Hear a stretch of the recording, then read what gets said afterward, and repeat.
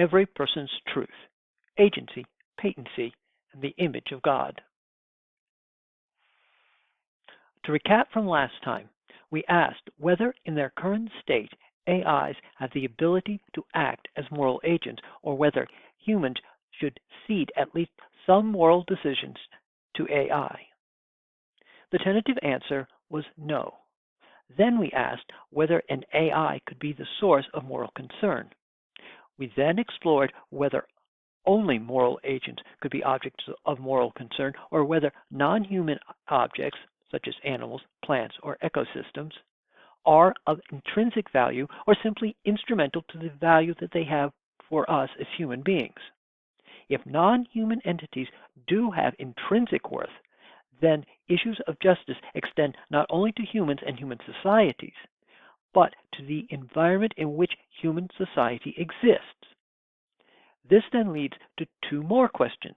A, whether moral patency should be extended to AIs, and B, how do we judge between the moral claims of human versus non-human agents? So let us start with the scenario from last time, the trolley problem, but with 5 dogs on one track and 1 human on the other. Okay, time to vote. Who gets saved? The 5 dogs or the 1 human? Assuming that the 1 human wins out, why? And was this easier than the choice between the trolley killing 5 strangers and a friend? We need to say that there is something about being human that somehow makes human beings more valuable than 5 dogs, or to cite Jesus, we are more valuable to God than many sparrows. We have to do better than simply saying, because we are, or our duty is to our own species first. These are both simply anthropocentric. We are left with 2 choices. Either there is something particular about human beings that merits more consideration, or human beings really are the only objects of moral concern. Wadell presents what he considers 3 fundamental truths that both extend moral patency beyond moral agency and provide grounds for thinking human beings deserve particular moral consideration. A, we are creatures. B, human beings are made in the image of God. And C, human beings are called to do the work of God. We will then ask whether Wadell's insights can be applied to AI. To say that we are creatures is to say that we are created. In the Christian moral tradition, we are created by God. It is something that we share with everything that is not God. In this sense alone, human beings are on par with the rest of the creation. The heavens, the earth, and all that there is therein is made by God and belongs to God. Note that this runs counter to libertarianism.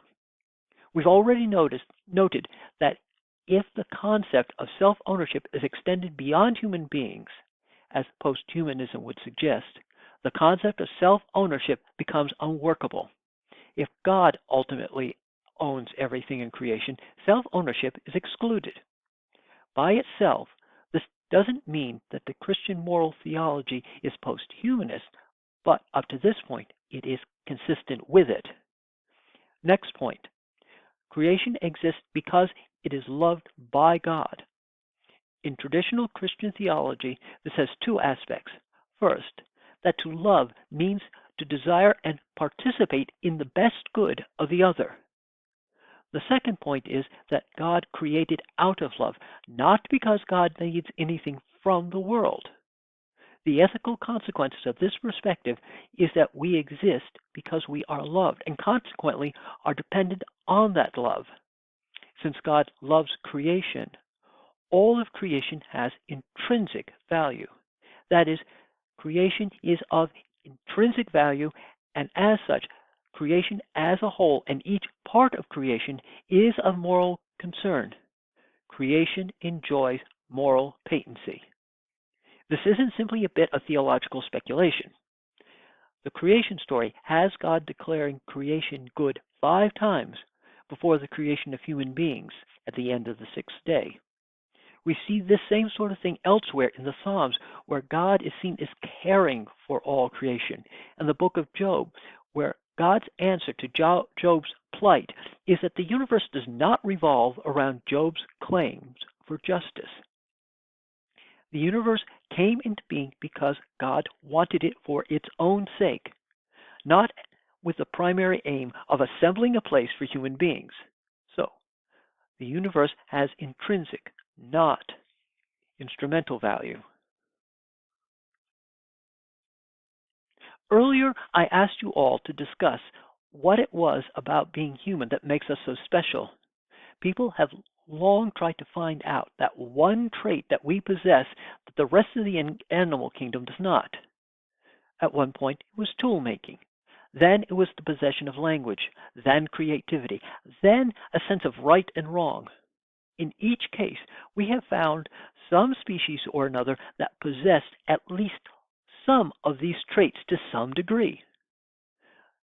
There is something about humanity that is special, but it doesn't appear to be one unique trait. The theological answer that makes us special is that human beings are made in the image of God, or possess the imago Dei. Now, just making that declaration isn't very helpful. It doesn't tell us much about what the image of God is, and so leaves a great deal of room for self-aggrandizement, or, to paraphrase Mark Twain, God created human beings in God's image, and human beings have been repaying the compliment ever since. Do we somehow look like God? At the very least, that seems chauvinistic. Perhaps it is that human rationality is the key to this image. What then of those who are not quite so rational? Perhaps it is human creativity or ingenuity. Same problem. Spirituality? Again, what of those who don't see the necessity of connecting with any transcendent reality? Wadell points out that we fall into the trap of exalting the traits we favor and diminish those that we don't possess or don't care about when we attempt to point to some human feature and elevate it to the level of divine.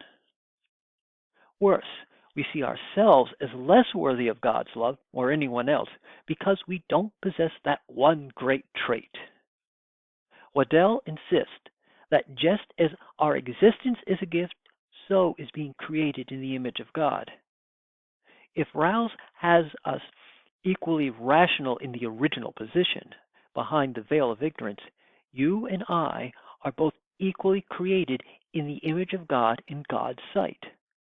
Think about how a society ought to be structured and what the common good would look like if this is the case. So, we fully possess the gift of being made in God's image, but no particular attribute that we possess fully embodies what being made in the image of God is. We each possess that gift differently, and that gift is best seen as being possessed by humanity as a whole, rather than any given human being. So what then is the image of God? Perhaps God's commission to the first humans provides a hint. They were commanded to have dominion over creation. If you take much time looking at how ideal rulers are portrayed in most of the Bible, you will get the picture of one who cares for and nourishes their charges. They are responsible for seeking the best good of their citizens. If so, just as God sought to bring forth a good world, the image of God consists of imitating this within the world to do what God had been bringing forth.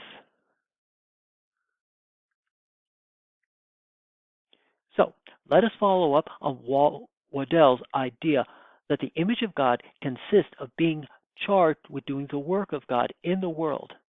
Then the human story is one about redeeming the world. The vision within this particular Christian moral tradition includes not simply individual human beings, but the repair of human society and the larger ecosystem. Since God declared creation to be good, it is of intrinsic value, not simply instrumental worth. because human beings exhibit the image of God in a variety of ways. How each of us go about this work will vary. If we take the idea that human beings are made in the image of God, that we equally instantiate that image while none of us fully possess it, and that image entails that human beings are supposed to be engaging in God's work in the world, 2 points become apparent relative to moral patency and post-human ethics. Each thing in creation deserves respect for the role that it plays. Insofar as human beings participate in the work of God, they enjoy special consideration. We can look at this in a couple of ways. One would be to admit that with greater responsibility comes greater privilege. Think of Aristotle's idea that justice is teleological and honorific.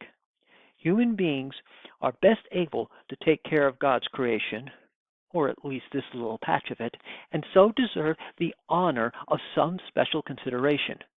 One could also go back to Keenan's article proposing cardinal virtues and note that he lists self-care as fundamental. When it comes to justice, one must ask, justice for whom? For whom does the idea of justice apply? We can see in Wadell a post-humanistic ethic that still gives human beings a special place. Wadell's exploration of Christian moral philosophy allows us to engage in environmental ethics in a holistic manner. So far, Wadell and Kokelberg have something in common. Can we extend this to AI?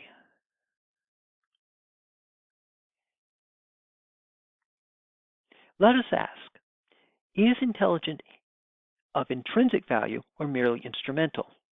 It would appear to be intrinsic for some species.